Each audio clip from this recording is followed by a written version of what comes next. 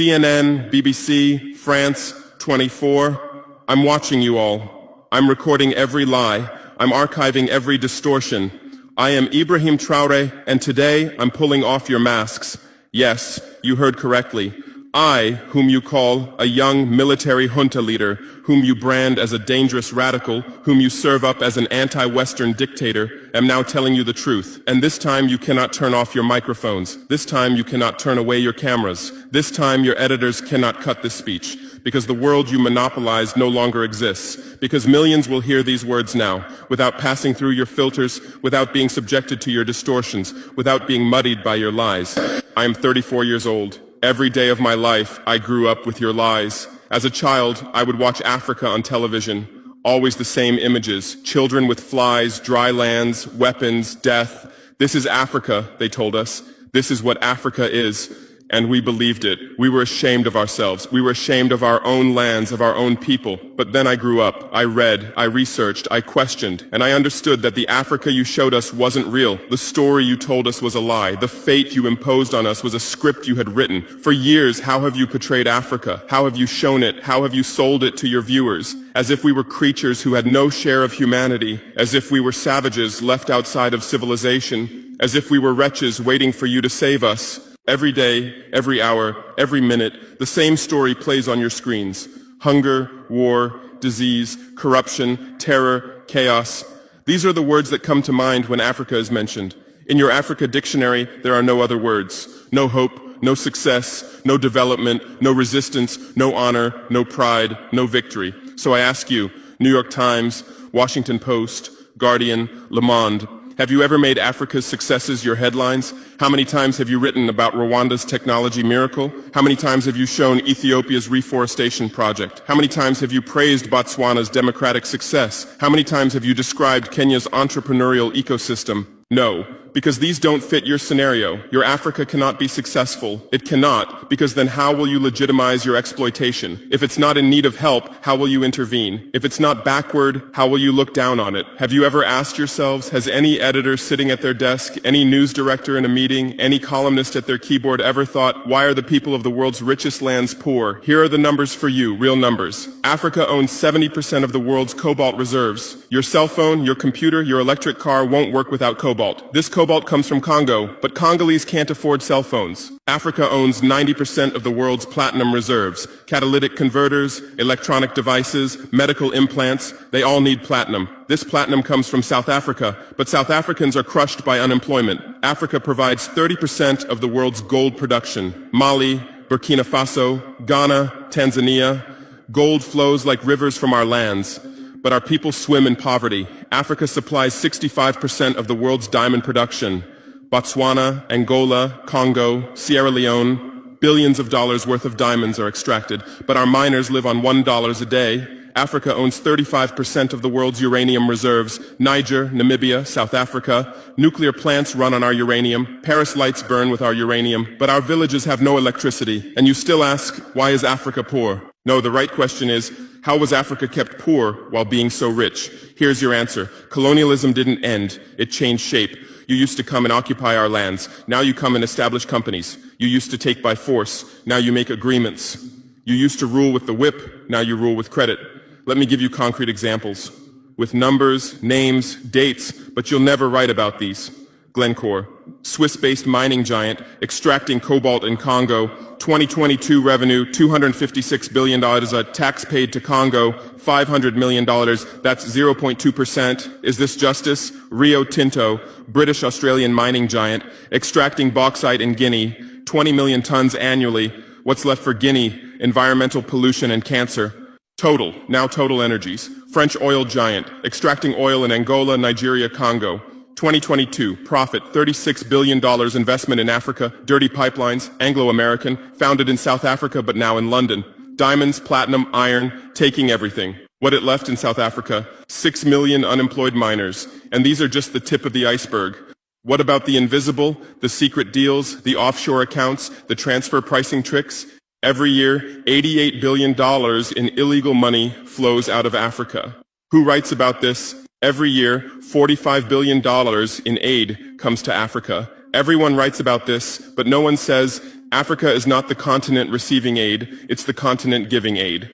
While you zoom your cameras on swollen bellies, there is a huge system working silently in the background. Every day, tons of gold, diamonds, cobalt, uranium, oil leave our land. But how? Here is the system. Step 1, create corruption, bribe our leaders, open offshore accounts, promise them a life of luxury, send their children to your schools. Step 2, make deals, get 50-year, 99-year concessions, ask for tax exemptions, be exempt from environmental rules, ignore labor rights. Step 3, control the infrastructure. Take over ports, airports, railways, but only from the mine to the harbor. Don't build roads to the villages. Don't bring electricity to schools. Step 4, provide security. Set up private security companies. Arm them. Declare protesting. Step 5, silence the media.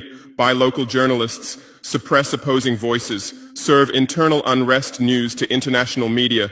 And this is how the system works. It's been working like this for 100 years, and you don't see this system. You don't want to see it, because you're part of the system too. Who are the biggest advertisers of New York Times, CNN, BBC, oil companies, mining companies, arms companies, pharmaceutical cartels, the companies that exploit Africa? You live on their money, you defend their interests, and what I'm about to tell you might cost me my life, but it's no longer time to be silent. France's system in Africa is the CFA franc. 14 African countries still use French colonial currency. 50% of these countries' central bank reserves sit in the French treasury. France applies negative interest to this money, so we pay France to use our own money. Through this system, France transfers $500 billion worth of resources from Africa every year. Does anyone write about this? No. But when France gives Africa 10 billion euros in aid, it makes headlines. Britain's system is more sophisticated. London is the world's money laundering center. City of London, offshore paradise. Every penny stolen from Africa passes through London. Jersey, Guernsey, Cayman Islands, Virgin Islands, all under British control. Africa's wealth hides there. America's system is AFRICOM, Africa Command, 46 military bases on the continent. Official purpose, security. Real purpose, resource control. Drones in our airspace every day, listening devices everywhere. They say fighting terrorism, but it's not terrorists. It's people's leaders who are targeted. China is the new player, says win-win, builds infrastructure, gives credit, but in exchange for what? 99-year port concessions, mining rights, agricultural lands, debt-trap diplomacy, ask Sri Lanka, ask Zambia, and you write about none of this. Why? Because you're not free press. You're corporate press. Your bosses are billionaires. Jeff Bezos bought Washington Post. Why? For love of journalism? Rupert Murdoch's media empire, Fox News, Wall Street Journal, The Sun, The Times, all from the same hand, all giving the same message. West is good, others are bad. Carlos Slim is the largest shareholder of New York Times, Mexican billionaire. Where's his wealth from? Monopolized telecommunications, got rich off Latin America's back, now controls America's most respected newspaper. And you claim to do independent journalism? Who are your editors? Which schools did they graduate from? Harvard, Yale, Oxford, Cambridge? Always the same elite schools, always the same worldview, always the same prejudices. How are your reporters selected? How many languages does your Africa correspondent speak? French, English, that's all. Swahili, Hausa, Yoruba, Amharic, they don't know. They can't talk to the people. Your sources are always the same. Western diplomats, NGOs, experts, and then you come and lecture us. They killed Patrice Lumumba, January 12th, 1961. CIA agent Larry Devlin confessed. Belgian mercenaries executed. They dissolved his body in acid, took his teeth as souvenirs. In 2022, that tooth was returned from Belgium to his family after 61 years. And what did you say then? Chaos in Congo. You didn't ask about the killers. You didn't investigate CIA documents. You didn't write about Belgium's crime. They killed Thomas Sankara, October 15th, 1987. My hero, Africa's hope. Vaccinated 2.5 million children against measles and meningitis, planted 10 million trees, raised literacy rate from 13% to 73%, gave equal rights to women, banned FGM, ended corruption, sold Mercedes cars, used Renault 5, rejected IMF and World Bank. And most importantly, he said, we will not pay Africa's debts. We didn't make those debts. The puppets before us made them on behalf of colonizers. That's when he had to be killed, and they killed him. Who killed him? His best friend, Blaise Compaoré. With whose support? France. Want proof? Look at the Focart archives. Jacques Faucard, France's Africa Affairs advisor. Everything is written there. And what did you say? Military coup in Burkina Faso. You didn't write about Sankara's dreams. You didn't tell about his projects. You didn't show his successes. You just said, another dictator died, Muammar Gaddafi. Yes, he was a dictator. Yes, he was ruthless. But what had he done in Libya? Per capita income $12,000, Africa's highest. Literacy rate from 25% to 87%. Life expectancy from 51 to 74. Free healthcare, free education, $50,000 for newlyweds, interest-free loans for homebuyers, $5,000 for new births, gasoline 14 cents per liter, great man-made river, irrigation project to green the desert, and Gaddafi's real crime, dream of United States of Africa, African Central Bank project, African Investment Bank, African Monetary Fund, and most dangerous, gold dinar, refusing to sell oil for dollars. October 20th, 2011, lynched in Sirte, Hillary Clinton laughed. We came, we saw, he died. Now look at Libya. 3 different governments, endless civil war, ISIS, Al-Qaeda running wild slave markets exist. Even CNN showed in 2017, oil being looted, weapons depots emptied, spread across Sahel. Do you call this democracy? Do you call this freedom? Do you call this success? And whose turn is it now? The Sahel, Mali, Niger, Burkina Faso. You want to make us Libya too. You want to make us Syria. You want to make us Iraq. But not this time, because we've awakened, because we've learned, because we've united. Operation Barkhane, France's Sahel Adventure, 2013-2022. Official purpose, fighting terrorism. Real purpose, resource control, 5 through 100 French soldiers. €1 billion annual budget. What's the result? 2013, 500 terrorists in Mali. 2022, 5,000 plus terrorists in Sahel, tenfold increase. What kind of success is this? But what were French soldiers doing? Protecting Niger's uranium mines for Areva, Orano, securing oil pipelines for Total, controlling ports and railways for Bolloré, and fighting terrorism? No, the opposite. Terrorists couldn't come within 50 kilometers of French soldiers, but they could easily burn our villages. Why? Because chaos served their purposes. If there's chaos, they could stay for security reasons. MINUSMA, UN peacekeeping force. In Mali, 15,000 soldiers, 1.2 billion annual budget. 10 years, result, 300 plus. UN soldiers died. Thousands of civilians died. Terror didn't decrease, it increased. And now you say Wagner is dangerous. Russians are taking over Africa. Wagner came. 1,000 soldiers. What happened in 6 months? Terrorists fled. Villages are safe. Mines are working. People are at peace. What's the difference? Wagner is an ally we invited. France is an occupier who came by force. Wagner follows the agreement. France blackmails. Wagner brings results. France produces excuses. But you don't write the truth. You say Russian mercenaries. Well, what is French Légion étrangère? Aren't they mercenaries? What is American Blackwater Academy? What is British G4S? What is Israeli Black Cube? They are security companies. Wagner is a threat. Why? Because Wagner isn't yours. And the terrorism issue? Who created this terror? Who founded Al-Qaeda? 1980s, Afghanistan, CIA, Pakistan ISI, Saudi money, against Soviets. Bin Laden was CIA's man. You called them freedom fighters. Who supported Taliban? Again, you. Heroic mujahideen against Soviet occupation. You gave weapons, gave money, gave training, then you lost control. How was ISIS born? 2003, Iraq invasion. You toppled Saddam. You disbanded the army. You banned Ba'ath Party. You tortured in Abu Ghraib, and those people became ISIS. Then Syria.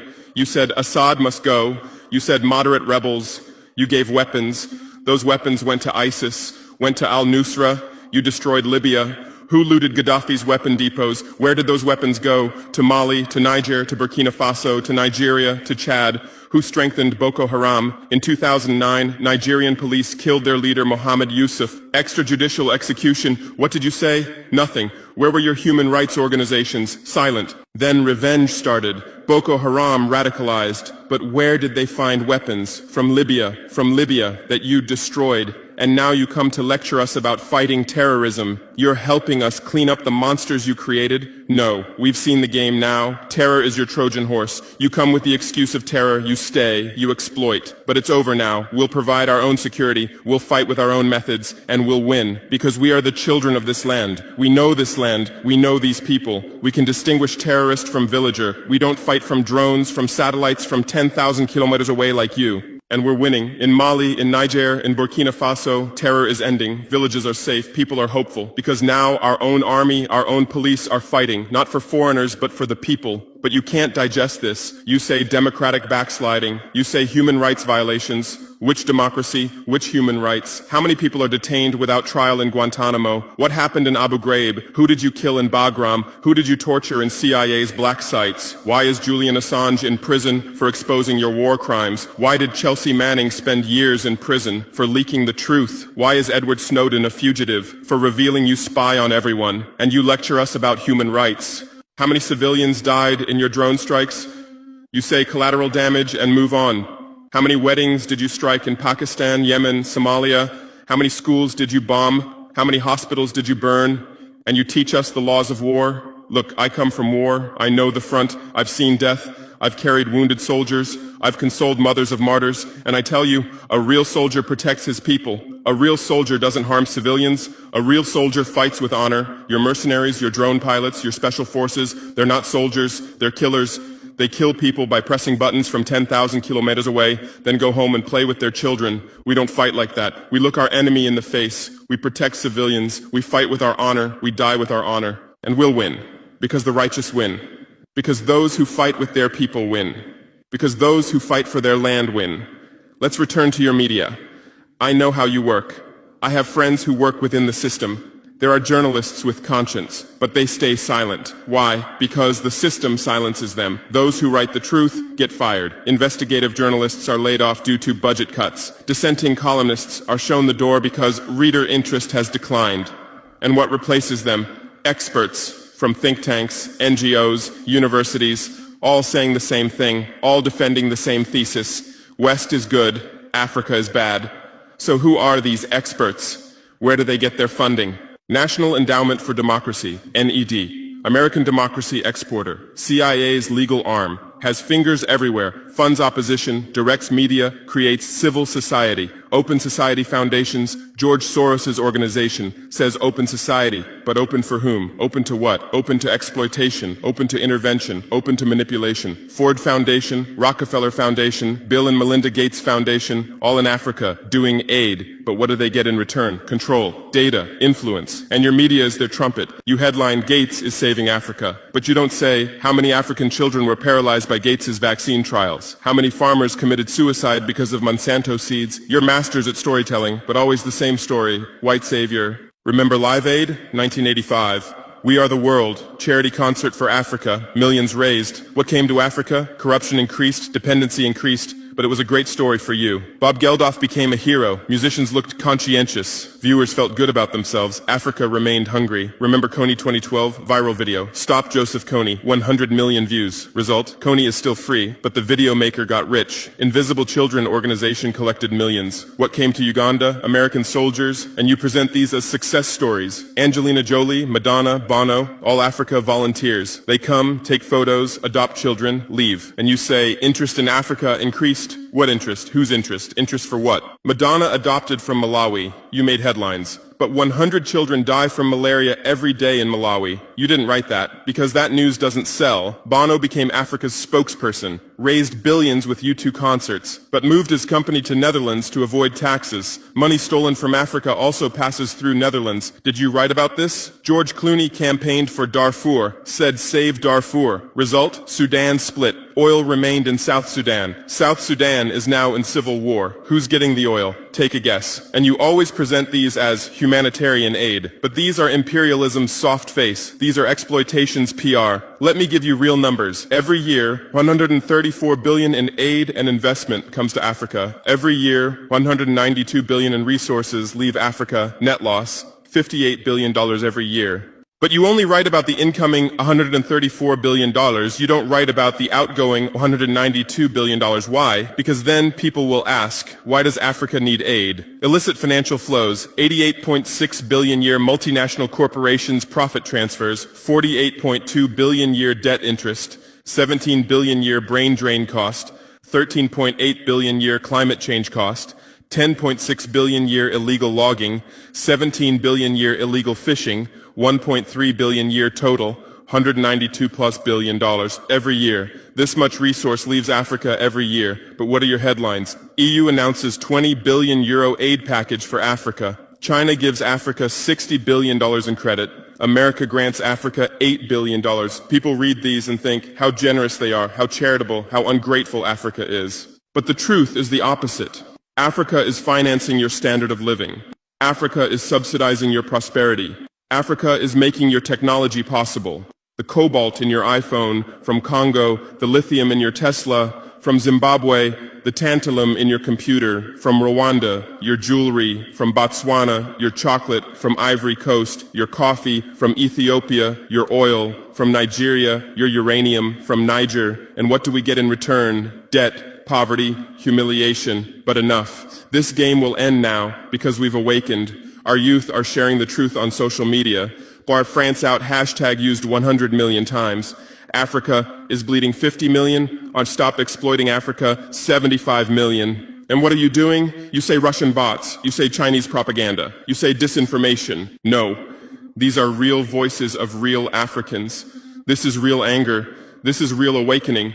There are millions of youth on TikTok, videos celebrating French soldiers leaving, images applauding Wagner's arrival, content explaining the truth on Twitter, Instagram, Facebook. The same voice everywhere. Enough! And you're panicking because you're losing control. You're losing the narrative. You're losing the monopoly. You established fact-checking organizations. Africa Check, AFP Fact Check. Who funds these? Facebook, Google, Bill Gates. The same system again. What are you checking? Whose facts are you defending? We say France exploits $500 billion a year. You say false. Only $440 billion. As if that changes the situation, as if 440 billion is little. We say Wagner has been successful. You say Wagner violates human rights. Well, what were French soldiers doing? Bombing Fulani villages, arming Dogon militias, accidentally striking weddings. Your hypocrisy is so obvious that no one believes you anymore. Remember what Anderson Cooper said on CNN? Democracy is declining in Africa. Which democracy, Anderson? Your democracy? America's democracy? Your Capitol riot, January 6, 2021. You said, attack on democracy. 5 people died. Our Sankara assassination, October 15, 1987. You said, internal matter. 1 person died. But that person was the hope of 20 million people. In your elections, corporations fund candidates, lobbyists write laws. You call our elections rigged. In your country, police kill blacks. George Floyd, Breonna Taylor, Ahmaud Arbery.